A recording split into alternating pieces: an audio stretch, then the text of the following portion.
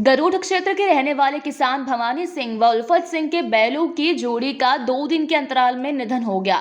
इसके बाद दोनों किसानों ने अपने बैलों का अंतिम संस्कार पूरे हिंदू धर्म के अनुसार विधि विधान से किया। उक्त बैलों का नाम मना एवं श्याम था। मंदसौर जिले के भानपुरा तहसील की ग्राम पंचायत अंतरालिया के गांव बाग का खेड़ा के किसान भवानी सिंह ने बताया कि दिवंगत होने वाले परिजनों की अस्थियों का विसर्जन हर की पेड़ी गंगा में होता है, इसलिए उन्होंने अपने बैलों की अस्थियों का विसर्जन भी हर की पेड़ी उत्तर प्रदेश पहुंचकर विधि विधान से किया। किसान भवानी सिंह ने बताया कि हरिद्वार में पुरोहित पंडित उमेश पाठक के माध्यम से बैलों की अस्थियां का विसर्जन करवाया गया। इसके बाद घर लौटकर मंगलवार 26 दिसंबर को त्रयोदशी संस्कार भी किया। इसके लिए उन्होंने निमंत्रण पत्र छपाए और आसपास के गांव में न्योता भिजवाया। 13वीं के कार्यक्रम में करीब 3000 के लगभग अपने परिचितों को बुलाया। देखो, बेलों का कारण अगर जानना चाहें अपन, भारत हिंदी संस्कृति में मानी जाती है अपना परंपरा के अनुगत। इसे एक हम परमात्मा के रूप में बेलों को मानते हैं। तो बेलों ही ने हमें अन्नदाता के रूप में खेती का एक बहुत बड़ा विकास के क्षेत्र में ले जाते हुए बेलों को बहुत महत्वपूर्ण मानते हैं हम।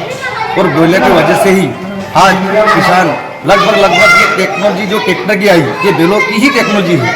इसी वजह से हम काश्तकार लगभग बेलों के ऊपर ही निर्भर रहते हैं। कहीं कुछ लोग आज जैसे मानिए जाए गांव बाका खेड़ा में राम सिंह जी, उनके सुपुत्र भुवन सिंह जी, उनके सुपुत्र दिलीप सिंह जी द्वारा बेलों को कम से कम एक बच्चा बड़ा छोटा से बड़ा करके पालन पोषण करते हैं। एक पिता का फर्ज बनता है एक बालक को बड़ा करना, एक बालक का फर्ज बनता है पिता का पालन पोषण करना। इसी प्रकार बेलों का पालन पोषण करा।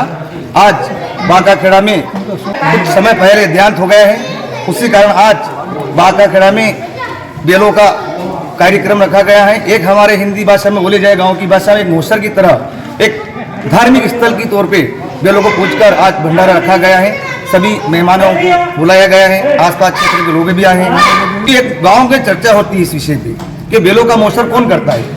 आज के युग में देखा जाए तो एक बेटा अपने बाप का मोसर भी नहीं कर पाता है। फिर भी राम सिंह जी को बहुत बहुत धन्यवाद देता हूँ इस बेलों को पालन पोषण करने के लिए और उनका कार्यक्रम किया, इसके लिए बहुत बहुत धन्यवाद। तो हिंदू रीति रिवाज के हिसाब से तो बेल श्रेष्ठ माने जाते हैं, और इस हिसाब से अगर हर हिंदू धर्म के हिसाब से देखे तो पहले गौ आती, गौ माता के हिसाब से तो हर हिंदू को करना चाहिए। और किसान का तो मेन यही है कि किसान और बेल, आज तो आधुनिक टेक्नोलॉजी के हिसाब से खेती करते हैं तो खर्चा बढ़ता है, और बेलों की खेती तो हमेशा बिना खर्चे की खेती है।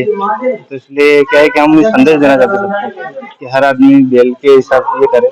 और गौ माता को 3000 लोगों का भोजन हमने किया, तो इसमें क्या है कि अगर 3000 से अगर 100 भी जागरूक होते तो 100 से 1000 होंगे। तो इस हिसाब से हमारे जिले में थोड़ा जागरूकता बनेगी, क्योंकि गाय जो रोड पे घूम रही है उस हिसाब से हम इस चीज को क्या है और आगे बढ़ाना चाहते हैं। तो हमारा भोजन का और भंडारे का यही सिद्धांत है कि इसमें जागरूकता अधिक से अधिक जागरूक हो। तो इससे थोड़ा क्या है कि किसानों को भी इसके बारे में टेक्नोलॉजी के साथ पता चलेगा कि भाई खेती के जो खर्चा लग रहा है अभी जो ट्रैक्टर का खेती का इनका, तो आधुनिक के हिसाब से जगह आगे के हिसाब से देखे जाए तो खेती फिर वापस किसानों को करनी पड़ेगी बेलों की। तो आज से इस चीज को अगर अपना ले तो ये खत्म नहीं होगी आगे जाकर। गरुड़ से कमलेश प्रजापति की रिपोर्ट।